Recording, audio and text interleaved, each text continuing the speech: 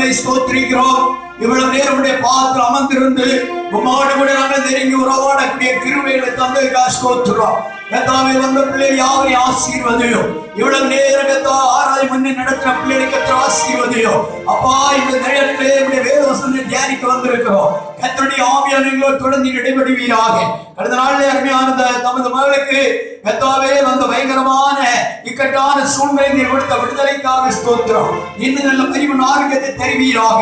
வசந்த பிள்ளை யாவரையும் ஆசீர்வதியும். கொடுக்கப்பட்ட காணிக்கைகளை ஆசீர்வதியும். அருமையான தமது குடும்ப வாழ்க்கை, ஆவிக்குரிய வாழ்க்கை, தங்களுடைய படிப்பு, தங்களுடைய பிரயாசங்கள், யாத்திரைகள், பணிகள் எல்லாவற்றையும் கர்த்தருடைய விசேஷமான ஆசீர்வாதம் அளவில்லாமல் தமது பிள்ளைகள் தங்கும்படியா நாங்கள் விசேஷமாக நாங்கள் வேண்டுகிறோம். இந்த வாரம் முழுவதும் தமது பிள்ளைகளுடைய இரத்த கொண்டு மறைப்பீராக. இந்த வரையும் பிள்ளைகளுடைய கிருபைகளால் காத்துக்கொள்ள நாங்கள் ஜெபிக்கிறோம். இஸ்ரவேலை காக்கிற தேவன் உறங்குறதும் இல்லை, தூங்குறதும் இல்லை என்று வேதம் சொல்லுகிறது.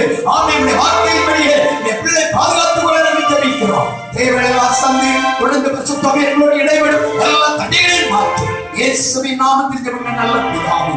ஆமென். ஆமென். அப்படியே உட்காருவோம். கர்த்தருடைய பரிசுத்தமுள்ள நல்ல நாமத்துக்கு மகிமை உண்டாவதாக. இந்த நாள், இந்த அருமையான இந்த பகல் வேளையில நாம் தேவ சமூகத்திலே ஒருமுகப்பட்டு ஆண்டவரோடு கூட நெருங்க ஆண்டவர் தந்த பெரிய கிருபையை நாம் நினைத்து ஆண்டவர் நன்றி சொல்லுவோம். இந்த வேளையில இது பிறந்த குழந்தைங்க யாருடைய சீட்டு? நீ என்னை பிறந்த? நாளைக்கா? சரி, நாளைக்கு பிறந்த பிள்ளைக்கா ஜோம் பண்ணுவோமா? சரி, ரைட். வா, பின்னால வா. சொல்ல முட்டி போடு. எல்லாருடைய கண்களை அடைத்து உங்களுடைய வலது கருத்து அந்த பிள்ளைக்கு நேராக நீட்டி இந்த பிள்ளை ஆசீர்வதிங்க. பிரைஸ் எல்லாம் யாரும் கண் வடித்து பார்க்க கூடாது. அப்ப ஆசீர்வாதம் குறைஞ்சுக்குவோம் இல்ல? எல்லாம் கண்களை மூடி பிரைஸ் எல்லாம் தகப்பனே நாங்கள் போய் ஸ்தோத்திரிக்கிறோம். கையை கூப்பிட இதில் கீழே கூப்பிடு, கீழே இப்படி கை இப்படி கண்ணெல்லாம் முடியும் ஏன்னா ஆண்டவரே நாங்கள் ஸ்தோத்திரிக்கிறோம். ஆண்டவரே, நன்மையான இந்த மகனை தேவனுடைய அன்பின் கரத்துல ஒப்பு விடுகிறோம். நன்மையான பிள்ளை பிறந்த நாள் தொடங்கி இந்த நாள் வரையில் கர்த்தருடைய பாதுகாப்புள் மறைத்து இந்த நாளை இந்த பிள்ளைடைய ஆயுசு நாளோடு ஒரு புதிய வயதுக்குள் பிரவேசிக்கும் பாக்கியத்தை தந்திருக்கிறபடி அவர்களை ஸ்தோத்திரிக்கிறோம். கடந்து வந்த பாதையில் எல்லாம் எத்தனையோ நெருக்கங்கள், வேதனைகள், சோதனைகள் வந்தோம். தெய்வம் இந்த பிள்ளையை கைவிடாதபடி கரம் முடித்து மட்டும் நடத்துனீர். ஆமென். ஹல்லேலூயா. உன் ஏந்துவேன், சுமப்பேன், தப்புப்பேன் சொன்ன ஆண்டவர் இந்த நாள் வரை என்னை தப்புவிக்க பண்ணி விடுவித்து பாதுகாத்து கிருபையினால் வழிநடத்தினீர்கள் நன்றி. தொடர்ந்து உடைய பிரசன்னம் கூட இருக்க தேவகரத்தில் அர்ப்பணிக்கிறோம். பிள்ளை படிப்பை ஆசீர்வதியும். பிள்ளை நன்றா படிக்கக்கூடிய ஞானத்தினால் கிருபையினால் எல்லாமே ஆசீர்வதியும். வருகிறதான இந்த புதிய வருடம், புதிய வயது பிள்ளைக்கு மிகுந்த சமாதானத்தையும் ஆசீர்வாதத்தை கொண்டு வர என் தேவனுடைய கருத்தில் ஒப்பு கொடுத்து பிதா, குமாரன், பரிசுத்த ஆவியிலே நாங்கள் சபையார் ஆசீர்வதிக்கிறோம். இயேசுவின் நாமத்தில் பிதாவே. இப்போதும் கூட நான் கர்த்தருடைய வேத வசனராக நம்முடைய சிந்தனைகளை நாம் திருப்பி ஆண்டவரோடு கூட நாம் உறவாடுவோம். இந்த வருகிறதான் ஞாயிற்றுக்கிழமை நோக்கி இந்த மாதத்துடைய மிஷனரி காணிக்கை எடுக்கப்படும். எல்லா தேவப்பிள்ளைகளும் தாராளமாய் கர்த்தருக்கு கொடுத்து உதவுங்க. அதனால மிகுந்த ஆசீர்வாதத்தை நாம் பெற்றுக்கொள்ள முடியும். வருகிறதான ஞாயிற்றுக்கிழமை 14ஆம் தேதி அன்றைக்கு பகல் இதே 6ஆம் தேதி மிஷனரி காணிக்கை எடுப்போம். எல்லா தேவப்பிள்ளையும் உற்சாகமாக கொண்டு வாருங்க. கர்த்தர் உங்களுடைய கரங்களை வலுப்படுத்தட்டும், பலப்படுத்தட்டும், ஆசீர்வதிக்கட்டும். முடிந்த பிற்பாடு எல்லாரும் ஸ்வீட்டு வாங்கி சாப்பிட்டு தான் போகணும். சரியா? ஒரு அல்லேலூயா சொல்லுங்க. தூங்குறவங்க அல்லேலூயா சொல்லுங்க. பரவாயில்ல, எல்லாருமே ரொம்ப கவனமா தான் இருக்கீங்க, அப்படிதானே? சரி, இன்றைக்கு நம்ம ஏற்கனவே நம்ம பார்த்து கொண்டிருக்கிற பகுதியில் ஒரு சில பகுதியை பார்க்க போகிறோம். ஆவியானவர் நம்மோடு கூட பேசும்படியாக எல்லாரும் கூட ஜெபத்தோடு இருக்கணும். ஆண்டவர் நம்மை ஆசீர்வதிப்பார். ஏசாயா புத்தகம் 36ஆம் அதிகாரம் 4வது வசனத்தை திருப்பிக் கொள்வோம். ஏசாயா 36:4. அவர்களை நோக்கி அசீரியா ராஜாவாகிய மகாராஜாவானவர் உரைக்கிறதோ, நீங்கள் எசேக்கியாவுக்கு சொல்ல வேண்டியதும் என்னவென்றால், நீர் நம்பி இருக்கிற இந்த நம்பிக்கை என்ன? நீர் நம்பி இருக்கிற இந்த நம்பிக்கை என்ன? இதை குறித்து 2 வாரமாக வேத வசனங்களை நாம் தியானித்துக் கொண்டிருக்கிறோம். இன்றைக்கு உடைத்திருந்த சில காரியங்களை நாம் தியானிக்க போகிறோம். நல்ல ஒரு அல்லேலூயா சொல்லுங்க. கரங்களை எல்லாம் அடித்து ஆண்டவரை மையப்படுத்துவோம்.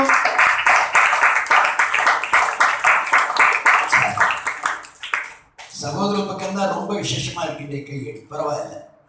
என்ன நீங்க வெண் வஸ்திரம் தரித்து வந்து ரொம்ப சந்தோஷம். ஆண்டோட வார்த்தை கீழ்படுகிறேன். இதே போல பிள்ளைங்களும் கூட முடிந்தாலும் உங்களுக்கு வெண் வஸ்திரம் தான் தெரிவித்து வாருங்க. ஞாயிற்றுக்கிழமை நம்ம ஆராதனை விதமாக வருகிறது. நமக்கு ஒரு ஆசீர்வாதம். அது மட்டுமல்ல, அது மிகவும் அது ஒரு யூனிஃபார்ம் போல் அது ஒரு பிரயோஜனமான ஒன்று. நாம் செயல்படுவோம், அது நன்மையா இருக்கும். ஒரு அல்லேலூயா சொல்லுங்க. சரி, அப்போ இங்கே நாம் பார்க்கிறோம் ரப்சாக்கே என்று சொல்கிறதான அசீரிய ராஜாவுடைய ஸ்தானாதிபதி வந்து நின்று எசேக்கியா ராஜாவுக்கு எதிராக யூத ஜனத்துக்கு எதிராக நின்று அவன் பேசுகிறான். இதோ நீர் நம்பி இருக்கிற நம்பிக்கை என்ன என்று ஒரு கேள்வி கேட்கிறான். வேதத்திலே நாம் படிக்கும் போது எசேக்கியா ராஜாவை போல ஆண்டவரை நம்பி இருந்ததான நிலையில் அவருக்கு முன்னையோ பின்னையோ அப்படிப்பட்ட ஒரு ராஜா எழும்பினது இல்லை. அல்லேலூயா. இவ்வளவு பெரிய நம்பிக்கையில உறுதியா இருந்தார் எசேக்கியா ராஜா. அவர் வந்தவுடனே கர்த்தருடைய ஆலயத்தை திறந்து அதை பரிசுத்தப்படுத்தி விளக்கு ஏற்றி பலிகளை செலுத்தி அதை செய்ய வேண்டிய எல்லா காரியம் செய்து பாடகர் குழுவினரை ஒழுங்குபடுத்தி ஆசாரியர்களை ஒழுங்குபடுத்தி எல்லா காரியம் செய்ததாக நாம் தேவனுடைய வார்த்தையை நாம் படிக்கிறோம். அதெல்லாம் இப்போது நாம் தயாரிக்க போகல. இப்போது இன்னைக்கு நாம் பார்க்க போகிற ஒரு முக்கியமான காரியம். அந்த வார்த்தை என்ன சொல்கிறது? அதாவது நீ நம்பி இருக்கிற நம்பிக்கை என்ன? நம்முடைய நம்பிக்கை என்ன? தேவனுடைய நித்திய ஜீவன் நமக்கு கிடைக்கும் என்ற ஒரு நம்பிக்கை. ஒரு அல்லேலூயா சொல்லுங்க. இரண்டாவது நம்பிக்கை, இதோ நமக்கு மேன்மையான ஒரு அருமையான ஒரு உன்னதமான சுதந்திரம் பரலோகத்தில் நமக்காக வைக்கப்பட்டிருக்கிறது என்னுள்ள நம்பிக்கை. அந்த சுதந்திரத்துல நாம் பார்க்கும்போது அந்த அருமையான நீதி கிரீடம் அந்த பகுதியெல்லாம் நம்ம இங்கே நாம் பார்த்தோம். அடுத்த இன்றைக்கு நாம் பார்க்க போறதான ஒரு பகுதி என்னவென்றால், நீங்கள் யோவான் எழுதின சுவிசேஷம் அப்படியே 14ஆம் அதிகாரம் 2-3 வசனம் படிப்பேன். வாசித்து பாருங்க. என் பிதாவின் வீட்டில் அநேக வாசஸ்தலங்கள் உண்டு. அநேக வாசஸ்தலங்கள் உண்டு. அப்படி இல்லாதிருந்தால் நான் உங்களுக்கு சொல்லி இருப்பேன். ஒரு ஸ்தலத்தை உங்களுக்காக ஆயத்தம் பண்ண போகிறேன். உங்களுக்காக நான் ஒரு ஸ்தலத்தை ஆயத்தம் பண்ண போகிறேன். நான் போய் உங்களுக்காக ஸ்தலத்தை ஆயத்தம் பண்ணின பின்பு நான் இருக்கிற இடத்திலே நீங்களும் இருக்கும்படி நான் மறுபடியும் வந்து உங்களை என்னிடத்தில் சேர்த்துக் கொள்ளுவேன். பாருங்க, இயேசு சொன்ன ஒரு முக்கியமான பகுதி இது. நான் பரலோகம் போய் அங்கே உங்களுக்காக ஒரு ஸ்தலத்தை ஆயத்தம் பண்ணுவேன். அங்க அநேக வாசஸ்தலங்கள் உண்டு. அதெல்லாம் வேலையை முடித்து திரும்ப நான் இங்கே வந்து உங்களை என்னிடத்தில் சேர்த்துக் கொள்வேன் என்று சொல்லி போயிருக்கிறார். இதை குறித்து நமக்கு ஒரு நம்பிக்கை என்ன? நித்தியத்திலே எனக்கு ஒரு வீடு இருக்கிறது. நல்ல அல்லேலூயா சொல்லுங்க. நல்ல ஒரு அல்லேலூயா சொல்லுங்க. இந்த பூமிக்குரிய கூடாரம் எல்லாம் என்ன ஆகி போகும்? அழிந்து போகும். அதை பற்றிய தரிசனம் யாருக்கு இருந்தது என்றால் ஆபிரகாமுக்கு இருந்தது. எபிரேயர் நிருபம் அதனுடைய 11ஆம் அதிகாரம் எடுத்துக்கொள்ளுங்க. 9-10 வசனங்களை நீங்கள் வாசிக்கும் போது, விசுவாசத்தினாலே அவன் வாக்குத்தத்தம் பண்ணப்பட்ட தேசத்திலே பரதேசியை போல சஞ்சரித்து அந்த வாக்குத்தத்தத்துக்கு உடன் சுதந்திரராகிய ஈசாக்கோடும் யாக்கோபோடும் கூடாரங்களிலே குடியிருந்தார். ஏனென்றால் தேவன் தாமே கட்டி உண்டாக்கின அஸ்திபாரங்கள் உள்ள நகரத்துக்கு அவன் காத்திருந்தான். ஒரு அல்லேலூயா சொல்லுவோம். அருமையான தேவ பிள்ளைகளே, அஸ்திபாரம் உள்ள நகரம் பரலோகம். அல்லேலூயா சொல்லுங்க. அதான் அப்போஸ்தலன் பவுல் சொல்ற நம்முடைய குடியிருப்பு பரலோகத்தில் இருக்கிறது. வாசிங்க. பிலிப்பியர் 3:20 வாசிக்கிறோம். வாசித்து பாருங்க. Praise the Lord. Hallelujah. Hallelujah. Hallelujah. பிலிப்பியர் 3:20. Praise the Lord. ஸ்தோத்திரம். நம்முடைய குடியிருப்போ பரலோகத்தில் இருக்கிறது. அங்கே இருந்து கர்த்தராகிய இயேசு கிறிஸ்து என்னும் இரட்சகர் வர எதிர்பார்த்து கொண்டிருக்கிறோம். அருமையான தேவனுடைய அப்போஸ்தலனாகிய பவுலுடைய வாழ்க்கையிலும் கூட இதோ நம்முடைய குடியிருப்பு பரலோகத்தில் இருக்கிறது என்ற விசுவாசத்தோடு தன் வாழ்க்கையில் ஓடிக்கொண்டிருந்தார். இந்த தேவ மனிதராகிய ஆபிரகாமுடைய வாழ்க்கையில தூர ஒரு பார்வை உள்ளவராக தேவனால் கட்டப்பட்ட அஸ்திபாரம் உள்ள அழியாத அசையாத நிலையான நிலைவரமான ஒரு அருமையான ஒரு வீடு நித்தியத்தில் இருக்கிறது. அதை நான் சுதந்திரிக்க வேண்டும் என்று சொல்லி இந்த பூமியை இறங்கும் போது அருமையானவருடைய பிள்ளைகளாய் ஈசாக்கோடும் யாக்கோபோடும் கூடாரங்களை குடியிருந்தாராம். கூடாரம் என்று சொல்லுகிறது பெயர்ந்து போகிற ஒன்றை, அழிந்து போகிற ஒன்றை, நிலைவரம் இல்லாத ஒன்றை கூடாரம். ஒரு அல்ல சொல்லுங்க. அந்த அழிந்து போகிற கூடாரத்திலே இந்த பூமிக்குரிய வாழ்க்கையில ஆபிரகாம் பெரிய செல்வசீமான், பெரிய ஐஸ்வர்யவான், ஆண்டவரோடு நேரடி முகமுகமாய் பேசின ஒரு விசேஷ மனிதன். இந்த ஆபிரகாமை குறித்து யார் பேசுறாங்க? எல்லாம் கை கட்டுங்க, நல்ல பிள்ளைங்க கை கட்டுங்க. இங்கேயே பார்த்துட்டு என்ன முடிஞ்ச அப்புறம் உங்களுக்கு பேசாம இருந்தா ஸ்வீட் கொடுப்பேன், சரியா? நல்ல பிள்ளைங்க. சரி பாருங்க, அப்போ அந்த பெரிய செல்வந்தன், பெரிய ஐஸ்வர்யமான், ஆண்டவரோடு முகமுகமா பேசின மனிதன் அவர் இதோ அவரை குறித்து ஆண்டவர் சொல்லுகிறார், என் ஆபிரகாம் என்னுடைய சிநேகிதன். ஒரு அல்லையில சொல்லுங்களா? வேதத்திலே 3 இடத்தை கர்த்தர் சொல்லுகிறார், ஆபிரகாம் என்னுடைய சிநேகிதன், என் சிநேகிதனுக்கு நான் எதையும் மறைக்க மாட்டேன் என்று சொல்லி ஒவ்வொரு ரகசியங்களையும் ஆபிரகாம் கர்த்தர் சொல்லுகிறது. அப்படிப்பட்ட பெரிய ஆபிரகாம் தன்னுடைய பிள்ளைகளோடு கூடாரங்களை குடியிருந்தார். என்னை கேட்கிற அருமையான தேவனுடைய பிள்ளைகளே, இந்த பூமிக்குரிய வாழ்க்கையில நமக்கு வீடு இருக்கலாம், இல்லாமல் இருக்கலாம். கூடாரம், அதாவது கூடாரம் என்பது முதலாவது நம்முடைய சரீரம் ஒரு கூடாரம். ஒரு அல்லையில சொல்லுங்க. இரண்டாவது கூடாரம் என்பது நாம் வாசம் பண்ணுகிற வாசஸ்தலமாகிய வீடு. நம்முடைய வீடு எத்தனை மாடி கட்டடம் போட்டு பளிங்கு கற்களால் செய்யப்பட்டு பொன்னினால் பொதியப்பட்டிருந்தாலும் நம்முடைய வீடு அழிவுக்குரியதுதான். அல்லேலூயா. நிலை இல்லாத இதோ ஒரு வீடுதான் பூமிக்குரிய வீடு. அப்போ தேவன் தாமே கட்டி உண்டாக்கின வீடு எப்படிப்பட்டது? பொத்தள வீதி, அது பொத்தள வீதி, பளிங்கு கற்களும் அங்கே பளிச்சிடுதே. பொத்தள வீதி, அது பொத்தள வீதி, பளிங்கு கற்களும் அங்கே பளிச்சிடுதே.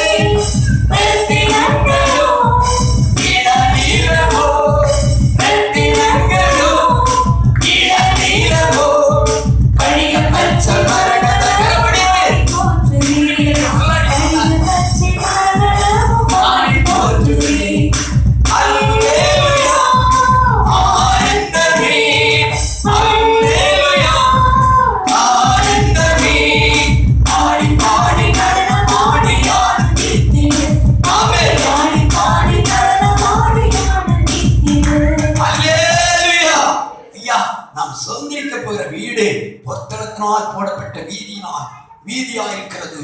அநேக விதமான விசேஷமான ரத்தின கற்களால் கட்டப்பட்ட விசேஷமான விசித்திரமான வீடா இருக்கிறது.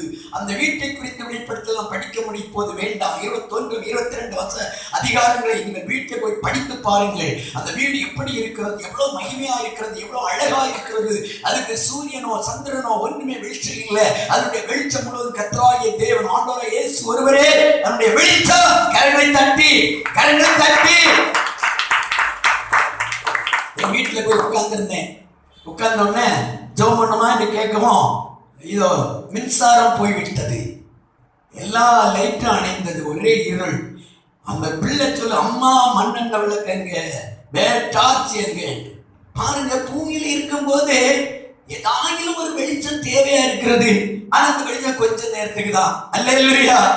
ஆனால் நித்தியத்துல போகும்போது அங்க இருக்கிற வெளிச்சம், அங்க இருக்கிற சந்தோஷம், அங்க இருக்கிற ஆறுதல் நாம் எல்லாம் எப்படி இருப்போம்? தேவ தூதர்களை போல வெண்மையாக சொல்லித்துக் கொண்டிருப்போம். சிலருக்கு நான் கருப்பா இருக்கேன், நான் பச்சையா இருக்கிறேன், சிவப்பா இருக்கிறேன், இப்படி எல்லாம் பல எண்ணம் விடுவாங்க. ஒன்னும் தேவையில்லை. பரலோகத்துல போனா எப்படி இருப்போமா? ஐயா எப்படி இருப்போம்? வெண்மையா உள்ளவர்களா இருப்போம். எல்லாருக்கும் சந்தோஷம் தானே? என்ன ரகு? அல்லேலூயா, அல்லேலூயா, கர்த்தருக்கு ஸ்தோத்திரம். அப்ப பாருங்க, அப்போஸ்தலன் பவுல் என்ன சொல்றார் கவனிப்போமா? 2 கொரிந்தியர் புத்தகம் 5ஆம் அதிகாரம் 1 சில வசனம் வாசிங்க. 1, 2, 3 வசனங்களை வாசிங்க. பூமிக்குரிய கூடாரமாகிய நம்முடைய வீடு அழிந்து போனாலும் தேவனால் கட்டப்பட்ட கை வேலை இல்லாத இங்க இந்த பூமியில் உள்ளதான வீடுகள் எல்லாம் கையினால் தான் கட்டுகிறோம். மனுஷ கையினால் கட்டி, மனுஷ கையினால் இடித்து, மனுஷ கையினால் அழிந்து போகிறது. அல்லேலூயா, அல்லேலூயா. ஆனா தேவன் கட்டுகிறதான இந்த நித்திய வீடு மனுஷனுடைய கையினாலே கட்டப்படுவது இல்லை. அது தேவனால் எத்தனை வருஷம் கட்டிட்டு இருக்கிறாங்க? சீக்கிரம் சொல்லுங்க. 2022 வருஷம்.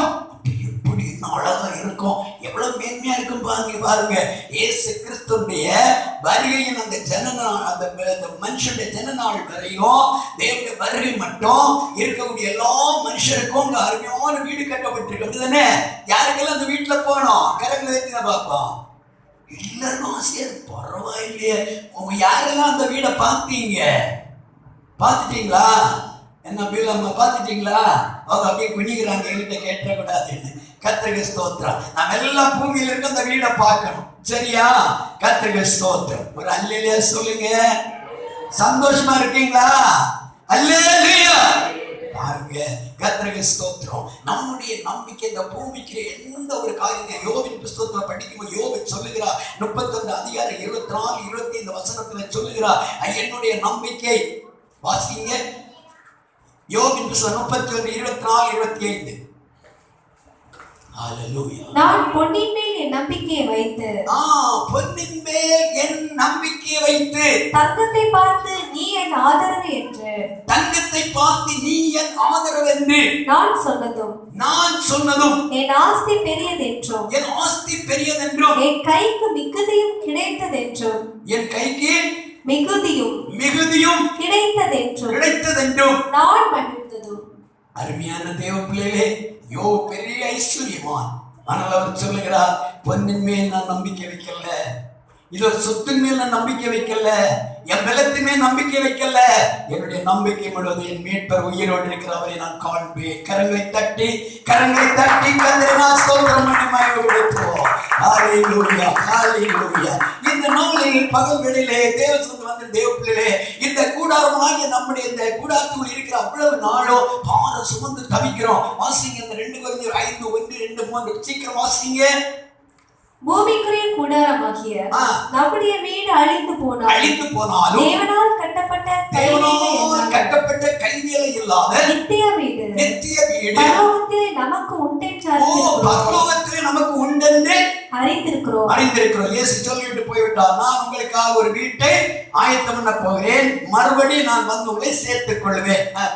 ஏனெனில் இந்த கூடாரத்திலே இந்த சரீரமாய் இந்த கூடாரத்திலே நாம் குடியிருக்கிற வீடாய் அந்த கூடாரத்திலே நாம் தவித்து நம்முடைய பரம வாசஸ்தலத்தை தரித்து கொள்ள மிகவும் வாஞ்சையுள்ளவர்களாய் இருக்கிறோம். தரித்து கொண்டவர்களாக அருமையான தேவனுடைய பிள்ளைகளே, அதை தரித்துக் கொள்ள வேண்டும், அதை போய் சேர வேண்டும் என்னுள்ள வாஞ்சியோடு தேவமனிதன் அப்போஸ்தலனாகிய பவுல் ஓடிக்கொண்டிருக்கிறார். இதோ இந்த பிலிப்பியர்கள் நிறுவனம், இந்த நிறுவனங்களை நாம் எழுதும் போது அவர் சிறைச்சாலையில் இருந்து ஆண்டவராகிய இயேசுவை மையப்படுத்தி எழுதுகிறார். சபைக்கு அருமையான நிறுவனங்களை எழுதி அனுப்புகிறார். இந்த நாள் பகல் வேளையில் தேவனுடைய வார்த்தையை கேட்கிற தேவ பிள்ளையே, நம்முடைய குடியிருப்பின் நிலையை நாம் சிந்தித்து பார்ப்போம். இன்றைக்கு நாம் மரித்து போனோம் அல்லது இன்றைக்கு கர்த்தருடைய வருகை இருக்கும் என்றால் நம்முடைய குடியிருப்பு எங்கே இருக்கும்? நரக அக்கினியா அல்லது பாதாளமா அல்லது பரலோகமா? அல்லேலூயா. எல்லாம் இங்க கவனிங்க. அருமையான தேவ பிள்ளையே, பரலோகத்துக்குள்ளே அந்த நித்திய வீட்டுல பிரவேசித்து விட்டா அதுபோல பெரிய பாக்கியம் இல்லை. அப்ப இந்த சரீரத்துல நான் தவிக்கிற அந்த அனுபவம், வேதனைப்படுகிற அனுபவம், என்னை பார்த்தாலும் காலையில் எழும்புனா அந்த சமையல் பண்ண சில நேரம் புருஷனுக்கு நன்றா இருக்குன்னு சொல்லுவா, சில நேரம் நல்ல இல்லைன்னு சொல்லுவா. இனி பிள்ளைகள் அதுக்கு மேல எப்பா பிள்ளைகளை பார்க்குவா, புருஷனை பார்க்கா, நண்பர்களை பார்க்க, வீட்டுக்காரை பார்க்கவா, எவ்வளவு உழைக்க வேண்டி இருக்கிறது, எவ்வளவு வருமானம் தேவையா இருக்கிறது, எவ்வளவு தவிக்க வேண்டிய சூழ்நிலைங்க. அல்லேலூயா. எவ்வளவு தவிப்பு. பிள்ளைகிட்ட கேட்டா எவ்வளவோ படிக்க வேண்டி இருக்கிறது. ஐயோ உத்தியோகம் பார்க்க கேட்டா ஐயோ மேல் அதிகாரிகளுக்கு நான் எவ்வளவுதான் செய்தாலும் அவங்களுக்கு என்ன இல்லை, நன்றியே இல்லை. அப்போ அந்த பூமியில இந்த சரீரம் இருக்கிற நாள் வரையிலும் சுமந்து தவிக்கிறோம். அல்லேலூயா, அல்லேலூயா. அப்ப இதிலிருந்து என்னைக்கு நமக்கு ஒரு மீட்பு வரும்? இந்த கூடாரமாகிய இந்த சரீரத்தை விட்டு, கூடாரமாகிய இந்த பூமிக்குரிய வீட்டை விட்டு நம் மரணத்தில் போகும்போதுதான் நமக்கு ஒரு மீட்பு உண்டாகிறது. அல்லேலூயா. அதுதான் எபேசியர் நிறுவனத்தில் படிக்கிறோம், அன்றியும் நீங்கள் மீட்கப்படும் நாளுக்கென்று முத்திரையாய் பெற்ற பரிசுத்த ஆவியை துக்கப்படுத்தாதீர்கள். பரிசுத்த அபிஷேகம் கண்டிப்பா நம்ம பெற்றுக்கொள்ளணும். முதலாவது ஆண்டவராகிய இயேசு கிறிஸ்துவின் இரத்தத்தால் கழுவப்பட்டு பாவ மன்னிப்பை பெற்று மூழ்கி ஞான ஸ்நானம் எடுத்து ஆவியின் அபிஷேகம் பெற்று பரிசுத்த ஆவியினால் நாம் வழிநடத்தப்பட்டால் மட்டுமே தேவனுடைய வருகையை சந்திக்க பரிசுத்த ஆவியை நம்மை தகுதிப்படுத்துவார். ஒரு அல்லேலூயா சொல்லுங்களேன். சரி, இப்போ நம்ம நம்பிக்கை என்ன? எனக்கு பரலோகத்துல ஒரு வீடு இருக்கிறது. இந்த பூமிக்குரிய கூடாரம் எல்லாம் அழிஞ்சு போகட்டும். நிறைய குடும்பங்கள்ல சகோதரர்களுக்குள்ள இதோ கர்த்தருக்கு ஸ்தோத்திரம் பங்குகளை கொடுக்காதபடி ஏமாற்றி விடுவார்கள். ஒரு நாள் ஏதோ டூ வீலர்ல ஒரு சகோதரோடு கூட போய் கொண்டிருக்கும் அவர் சொல்லுகிறார், ஐயா நீங்க எங்க இருக்கிறீங்க, உங்களுக்கு வீடு எங்க என்ன என்று கேட்கும்போது அவர் சொல்லுகிறார், என்னுடைய சரித்திரத்தை சொன்னா நீங்க ஆச்சரியப்படுவீங்க. எனக்கு சொத்து இருந்தது, வீடு இருந்தது, நாங்கள் சகோதரர்கள் 2 பேர். ஆனால் திடீரென்று ஒரு நாள் இது என்னுடைய சகோதரன் எல்லாருடைய கள்ளப்பிரமாணம் எழுதி அவனால் வஞ்சத்தை எடுத்து விட்டான். எனக்கு ஒன்றுமே செய்ய முடியாது, எங்க தகப்பனா எழுதி கொடுத்தது போலவே செய்து விட்டான். பாவி சொன்னேன், நீ ஆண்டவரை இயேசு நீ நம்பி இயேசுக்கா நீ வாழ வேண்டாம். ஒரு பருவத்தில் ஒரு நல்ல ஒரு வீடு இருக்கு, பூமியில இருக்கும்போது ஆண்ட தகுதியான வீடை தருவார். நம்மை ஆறுதல் படுத்துங்க. அல்லேலூயா, அல்லேலூயா. அருமையான தேவ பிள்ளைகளே, பரலோகத்தில் கட்டப்பட்டிருக்கக்கூடிய அந்த வீட்டை இன்னொரு ராஜன் கன்றாக இருக்கக்கூடிய வீட்டை நான் எழுதி எடுக்க முடியுமா? ஆண்டவர் விடுவார்? என்னமா சொல்லுங்களேன். உங்களுக்கு இருக்கக்கூடிய அந்த வீடு உங்களுக்கு தான், நான் எடுக்கவே முடியாது. ஆனா பூமிக்குரிய வீட்டுல வீடுகளை சொத்துக்களை எழுதி எடுத்துக்கலாம். அல்லேலூயா, புரியுதல்ல இருக்கும். அப்ப இந்த பூமிக்குரியதான கூடாரம், பூமிக்குரிய வீடு, பூமிக்குரிய வாழ்க்கை எல்லாம் மாயையான, அதான் பிரசை சொல்லிட்ட, எல்லாம் மாயையும் மனதுக்கு சஞ்சலமான வாழ்க்கை என்று எழுதுகிறார். இந்த நாள் பகல் வேளையில தேவனுடைய வார்த்தையை கேட்கிற அருமையான தேவ பிள்ளைகளே, நம்முடைய வாழ்க்கையில் ஆபிரகாமை போல இந்த பூமியில் நமக்கு வீடு இருக்கா இல்லையா எதுவா இருந்தால் நம்முடைய குடியிருப்பை பரலோகத்தில் வைப்போம். பரலோகத்தில் நம்முடைய வீடு கட்டப்பட்டிருக்கிற நம்பிக்கைக்குள்ள காணப்படுவோம். அதுக்கேற்றதான எல்லா தகுதியை நாம் பெற்றுக்கொள்வோம். அல்லேலூயா, அல்லேலூயா, அல்லேலூயா. ஒருவர் ஓடி போய் ஒரு பெரிய அலுவலகத்தில் போய் நான் இங்க வேலை பார்க்க வேண்டிய தகுதி இருக்கு சும்மா போய் கேட்டா கொடுப்பார்களா? கொடுக்க மாட்டாங்க. அதுக்குரிய தகுதி அவங்கள இருக்க வேண்டும். ஒரு அல்லேலூயா சொல்லுங்க. ஏன்னா பரலோகத்துல இடம் கிடைக்கணும். ஐயா நான் அங்க வந்து விடுகிறேன் என்றால் சும்மா ஒன்றும் கிடைக்காது. ஆமென், ஆமென். நம்ம அது கேட்டு என்ன ஆகணும்? ஆயத்தம் ஆகணும். அந்த ஆயத்தம் உள்ளவர்களை தான் ஆண்டவரை சேர்த்துக் கொள்ள வருகிறார். பரலோகமே என் சொந்தமே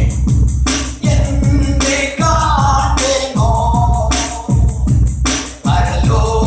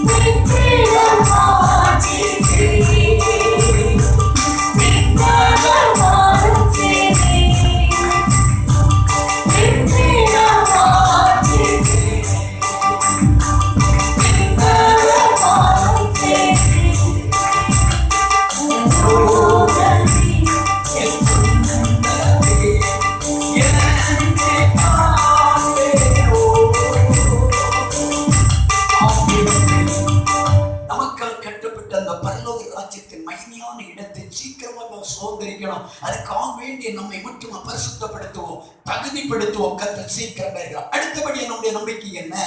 நாம் தேவனுடைய சமூகத்திலே கர்த்தருடைய வார்த்தையை வாசிக்கும் போது இதோ கர்த்தர் அதே பிலிப்பியர் 3:20 ஒரு வார்த்தை இருக்கிறது. வாசிங்க. பிலிப்பியர்கள் நிருபம் 3:20 நம்முடைய குடியிருப்போ பரலோகத்தில் இருக்கிறது. அங்கே இருந்து கர்த்தராகிய இயேசு கிறிஸ்து என்னும் இரட்சகர் வர எதிர்பார்த்து கொண்டிருக்கிறோம். ஆதி அப்போஸ்தலருடைய நாட்களில் இயேசு ஒரு வார்த்தை சொல்லிவிட்டு போனார். என்ன சொன்னார் என்றால், அப்போஸ்தலர் புஸ்தகம் 1:11 வாசிக்கும் போது அங்கே ஒரு காரியம் சொல்லப்படுகிறது. வாசிங்க. அப்போஸ்தலர் 1:11.